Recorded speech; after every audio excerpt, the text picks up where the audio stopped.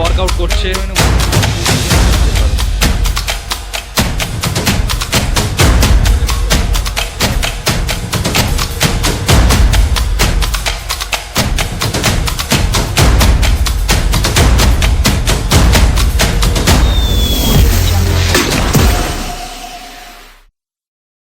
Hello everyone, it's me your boy Farhan and welcome back to my new vlog. Guys, after a long time পর আমি আবার ইউটিউবে come back করছি। তো title and thumbnail দেখে হয়তো তোমরা বুঝেই গেছো যে আজকে কী নিয়ে ব্লগটা হতে চলেছে। আজকে চিড়িয়াখানা নিয়ে ব্লগ হবে গাইস। আমি আমার চ্যানেলে প্রায় অনেকগুলো ব্লগ এক্সপ্লোর করেছি, অনেকগুলো জায়গাকে এক্সপ্লোর করেছি, বাট চিড়িয়াখানাটাকে কখনো এক্সপ্লোর করা হয়নি। তো তাই ভাবলাম চিড়িয়াখানাটা আবার বাদ কেন পড়বে, চিড়িয়াখানাটাকেও এক্সপ্লোর করা যাক। তো চলো আজকের ব্লগটা সম্পূর্ণ দেখতে থাকো শেষ পর্যন্ত। আশা করছি সবার এই ব্লগটা অনেকটা বেশি ভালো লাগবে। তো চলো ব্লগটিকে শুরু করা যাক।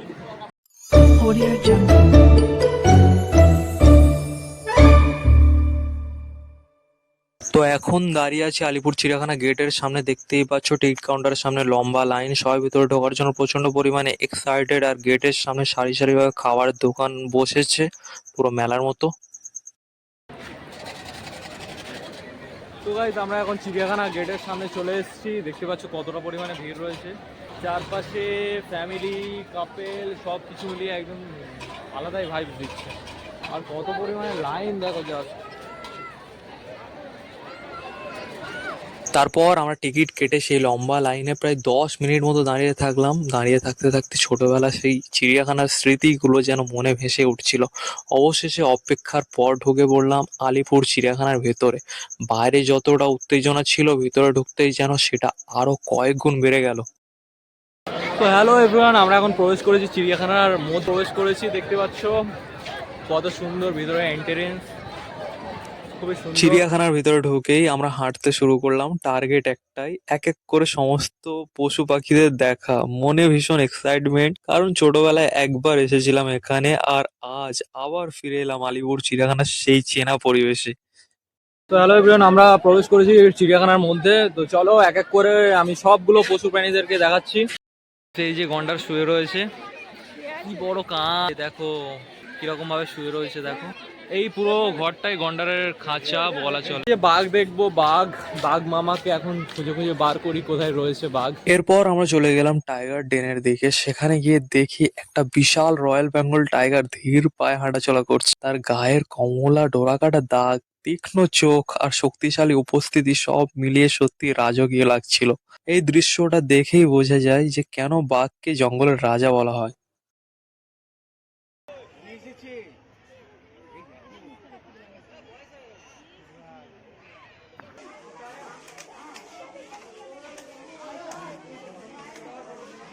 তারপরে আমরা দেখতে পাই একটা জ্যাগুয়ারকে। সে ভীষণ পরিমাণে ছটফট করছিল। পরে সিকিউরিটির কাছ থেকে জানতে পারলাম সে বেশ ক্ষুধার্ত ছিল, তাই এতটা পায়চারি করছিল। তার শরীরের শক্তি আর তেজালো গতি দেখেই বোঝা যায় সে জঙ্গলে কতটা দক্ষ শিকারী। তবে এত কাছ থেকে দেখা সত্যি অসাধারণ অভিজ্ঞতা।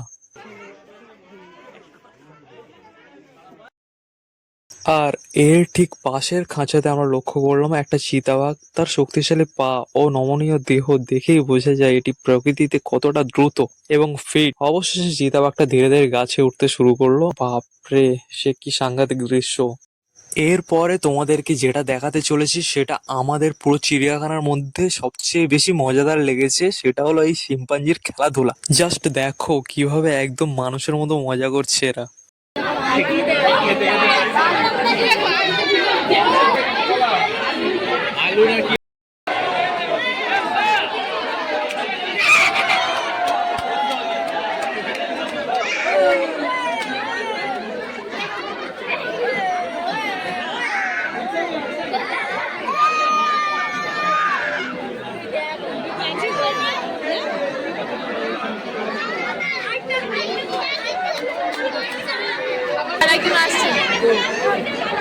এই জিনিসটা ম্যাডামই বলেছে।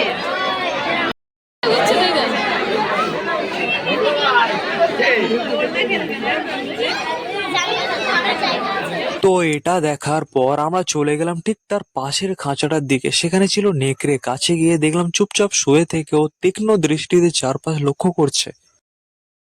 এটা হলো নেকড়ে, নেকড়ের ঘর এটা। দেখতে পাচ্ছ, দেখতে পাচ্ছ গাইজ, নেকড়ে শুয়ে আছে এখানে। এটাও খুব খাতারনাক হয়, সিরিয়াসলি এটাও অনেক খাতারনাক হয়। ওই যে দেখতে পাচ্ছ অনেকটা পরিমাণে মানে ভয়ঙ্কর এরা। এরা মানে ঝুন্ড হয়ে ঘোরে একসাথে, আর যাকে ধরে একদম আক্রমণ করে তাকে ছিঁড়ফাড় করে দেয়। বের হওয়ার জন্য কি করছে?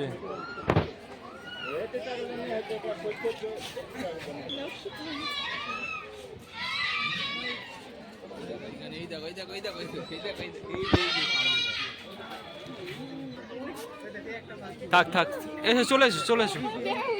আর এই যে এই পাখিটার নাম হলো ব্ল্যাক সোয়ান। এটা হলো অস্ট্রেলিয়ার দক্ষিণ পূর্ব অঞ্চলে বসবাস করে, দক্ষিণ পশ্চিম অঞ্চলে পাওয়া যায় এই পাখিগুলো। 35 থেকে 48 দিন ডিমের তা দেয়। আচ্ছা আচ্ছা, এই যে আছে এখানে, পুশ করে দেখে নিতে পারো এই পাখির বিশেষত্ব কি কি। ঠোঁটটা একেবারে লাল, অন্যরকম দেখতে পুরোপুরি। গাইস, এই পাখিটার নাম হলো ব্ল্যাক ভ্যানজার। এটা মেক্সিকোর একটা প্রজাতির পাখি, শকুনের মতো দেখতে খানিকটা, কিন্তু এর নাম হলো ব্ল্যাক ভ্যানচার। এটা হলো এমু পাখির খাঁচা, বাট এমু দেখা যাচ্ছে না। এমুটা ওই যে খাঁচার মধ্যে, মানে এই খাঁচার ভিতরেও একটা খাঁচা রয়েছে, ওই যে খাঁচার মধ্যে বন্ধ করা রয়েছে, ওখানে হাঁটাচলা করছে। এমু সত্যি ভীষণ পরিমাণে বড় বড়, কত বড় দেখতে পাচ্ছি এমু। এই যে দেখছো এমু রোদ পোহাচ্ছে, বাপরে চোখগুলো পুরো লাল লাল।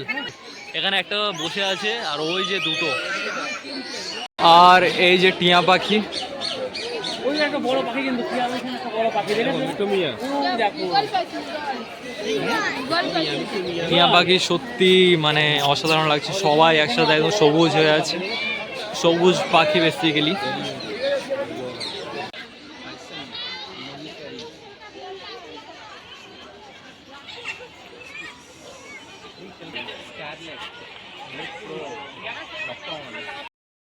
আর এই যে দেখতে পাচ্ছ লাল টিয়া পাখি, ওয়াও কি সুন্দর দেখতে না বলো? খুব সুন্দর দেখতে, এটা অপূর্ব, অসাধারণ দেখতে। আর এদের মানে কেমন ভাবে দেখো লাফিয়ে লাফিয়ে চলছে, সত্যি খুব সুন্দর লাগছে সবাইকে একসাথে। ওপরে ওদের বাসা ওগুলো, সিরিয়াসলি গাইস খুব সুন্দর লাগছে এদেরকে দেখে। আর ডাকছে একেবারে কিচিরমিচির করে, বাহ দারুন দারুন দারুন, অপূর্ব। আর এটা হচ্ছে সাউদার্ন কাসোয়ারি। মাথার ওপর যে শক্ত হেলমেটের মতো অংশটা দেখছো, সেটা দিয়ে এরা জঙ্গলের ঘন ঝোপঝাড় ভেদ করে চলাফেরা করে। এরা উড়তে পারে না, কিন্তু ঘন্টায় প্রায় 50 কিলোমিটার গতিতে দৌড়াতে পারে। আর মজার ব্যাপার হলো, বাচ্চাদের ডিমের তা দেওয়ার কাজটা পুরুষ কাসোয়ারিরাই করে। আর একটা অবাক করা তথ্য হলো, কাসোয়ারিকে পৃথিবীর সবচেয়ে বিপজ্জনক পাখিদের মধ্যে ধরা হয়, কারণ এদের পায়ের মাঝের আঙুলের বড় ধারালো নখ থাকে, যেটা দিয়ে এরা আত্মরক্ষা করে। ভাই, উট পাখি ওয়ার্কআউট করছে সকাল সকাল, কি কিউট লাগছে।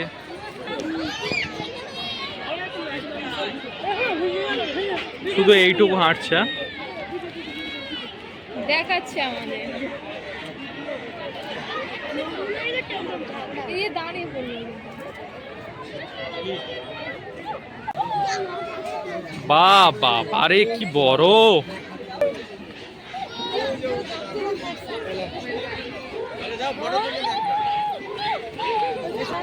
এটা হলো সাদা ময়ূর, সাদা ময়ূর। ওই যে একটা বসে আছে ওখানে, সাদা ময়ূর। আর এখানে এই যে একটা, আচ্ছা সাদা ময়ূরটা দেখতে ভালো লাগে নাকি নর্মাল যে ময়ূরটা আমরা দেখি ওই ময়ূরটা ভালো? ওই যে মুখ দেখা যাচ্ছে, দেখতে পাচ্ছ মাথার ঝুঁড়িটা কত সুন্দর লাগছে, পুরোটাই সাদা। এই পাখিটার নাম হলো উটকান, রেড ব্রেস্টেড উটকান। কোন দিকেরটা? ওটা অন্য পাখি, এটার নাম হলো রেড ব্রেস্টেড উটকান। খুব সুন্দর দেখতে গাইছে এটা। ওই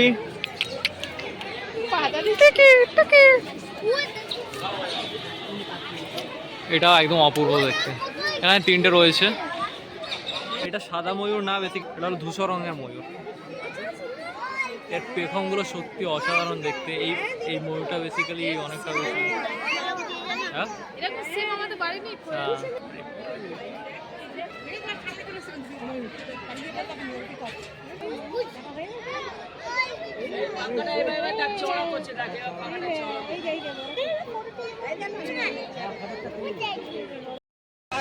এই যে গাইস হাতি দেখা যাচ্ছে, বড় বড় বিশাল বিশাল দৈত্যর মতো দেখতে, একেবারে বিশাল পরিমাণে বড় এই হাতিটা, বাট আমার ক্যামেরাতে একটু ছোট মতো লাগছে।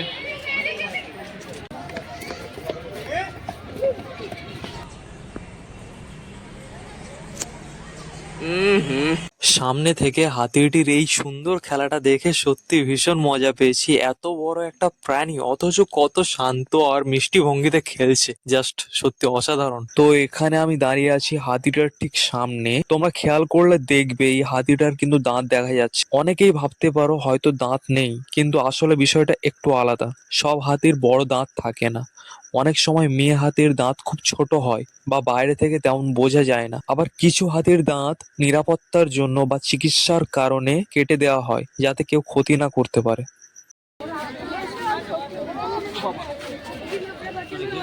খাঁচার বাইরে থেকে অনেক মানুষ হাতিটাকে খাবার দিচ্ছিল, আর সেটা দেখে দূর থেকে আরেকটা হাতি দৌড়ে চলে এলো। মনে হচ্ছিল খাবারের সুযোগ একদম হাতছাড়া করতে চায় না। তারপরে আমরা সামনে একটা কুমিরকে শুয়ে থাকতে দেখলাম। বাইরে থেকে একদম শান্ত মনে হলেও আসলে এরা ভীষণ শক্তিশালী শিকারী। তো এখানে দেখতে পাচ্ছ কুমিরের ঘর রয়েছে, তো কুমির দেখাতে শুরু করবো আগে। তো চলো গাইস, ওই দেখতে পাচ্ছ কুমির শুয়ে আছে। দেখতে পাচ্ছ কত বড় কুমিরটা শুয়ে আছে শীতের সময় মিষ্টি রোদের মধ্যে। এটা অনেকটা বড় কুমিরটা। এই যে মুখ আর এই লেজ, বাপরে বাপ। শুয়ে আছে কেমন ভাবে দেখতে পাচ্ছ গাইস, শুয়ে শুয়ে খুব সুন্দর ঘুম দিচ্ছে হয়তো। অনেকেই জানো না কুমির কিন্তু ঘন্টার পর ঘন্টা একদম স্থির হয়ে থাকতে পারে। এরা এতটাই ধৈর্যশীল যে শিকার কাছে না আসা পর্যন্ত নড়াচড়াই করে না। মহান আল্লাহ তাআলা বিশেষ করে এই প্রাণীটাকে এমন ভাবে সৃষ্টি করেছেন যাতে কম শক্তি ব্যবহার করে এরা টিকে থাকতে পারে।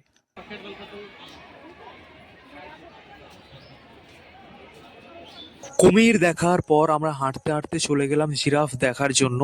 জিরাফ সামনে থেকে দেখলে সত্যি অবাক হতে হয়, এত লম্বা গলা আর এত উঁচু দেহ। জিরাফ হলো পৃথিবীর সবচেয়ে লম্বা স্থলচর প্রাণী। আর মজার ব্যাপার হলো এদের গলায় মানুষের মতোই মাত্র 7টা হাড় থাকে, শুধু আকারে অনেক বড়। দূর থেকে যতটা শান্ত লাগে, কাছ থেকে দেখলে বোঝা যায় যে কতটা সুন্দর প্রাণীটা। এরপর আমরা চলে গেলাম বাঘের খাঁচার সামনে। দেখতেই পাচ্ছ বাঘটা খাঁচার ভেতরে এদিক ওদিক ঘুরে বেড়াচ্ছে। ওর চলার ভঙ্গিটা একদম আলাদা, চোখ দুটো চারপাশে তীক্ষ্ণভাবে লক্ষ্য করছে। জানো কি, প্রতিটা বাঘের গায়ের ডোরা একেবারে আলাদা, ঠিক মানুষের ফিঙ্গারপ্রিন্টের মতো। আর ওদের গর্জন এতটাই শক্তিশালী যে কয়েক কিলোমিটার দূর পর্যন্ত শোনা যায়।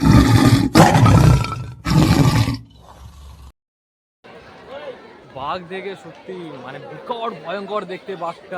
আর এই যে বাঘের খাঁচা, গাইস এটা হলো রয়্যাল বেঙ্গল টাইগার, সবথেকে বড় বাঘ বাংলার। দেখতে পাচ্ছ এখন ঘুমাচ্ছে বাঘটা।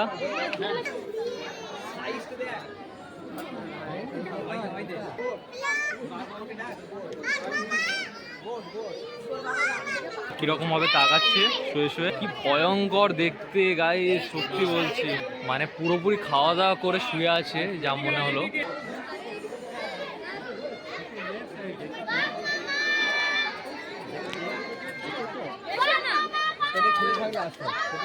মানে এখান থেকে পুরো সেই কোন পর্যন্ত শুধু বাঘের খাঁচা, এগুলো বাঘের ঘর। তো গাইস এখনই বাঘের খাঁচা থেকে বাঘ দেখে বের হচ্ছি আমরা।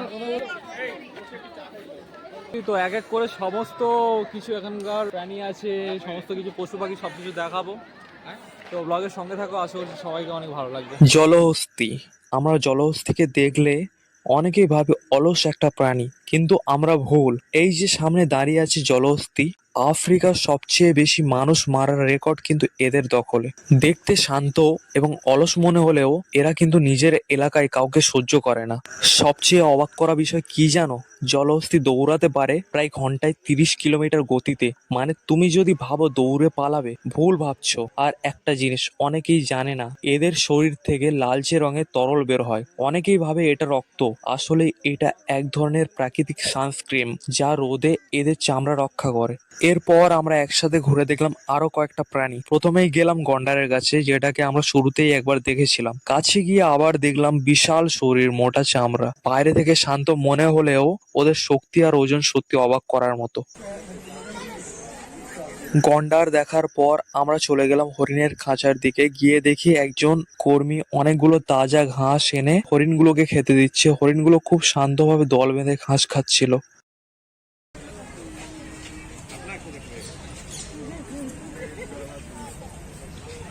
এরপর দেখলাম জেব্রা। দূর থেকে দেখলে মনে হয় সাদা কালো ডোরাকাটা ঘোড়া, কিন্তু প্রতিটা জেব্রার শরীরের ডোরার প্যাটার্ন আলাদা হয়। আল্লাহর তৈরি এই ডিজাইনটা সত্যি অবিশ্বাস্য। তারপর আমরা গেলাম সিংহের খাঁচার কাছে। গিয়ে দেখি সিংহটা সামনে নেই, কিন্তু একটা সিংহী চুপচাপ দাঁড়িয়ে আছে। অনেকেই জানো না, আসলে জঙ্গলে বেশিরভাগ শিকার কিন্তু সিংহীরাই করে, তাই ওদেরকে হালকাভাবে নেওয়ার সুযোগ নেই। বাঘ, হায়না বাঘ। গাইস দেখতে পাচ্ছ, এটা হলো হায়না বাঘ।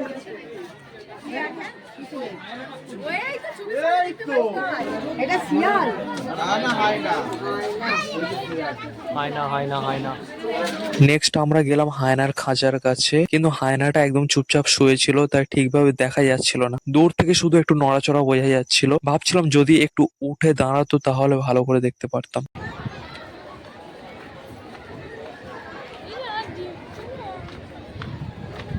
এর ভিতরে ঢুকে গেছে আগে। এটা হলো সজারুর ঘর। এই ঘরের মধ্যে সজারু থাকে।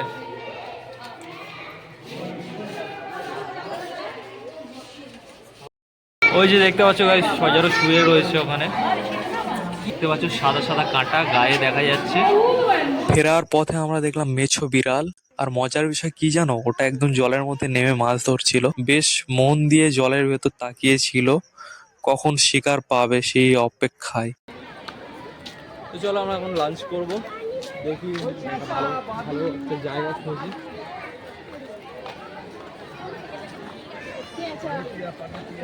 কত বড় প্যাঁচাতে ছবি তোলে। এর ভিতরে ঢুকবে?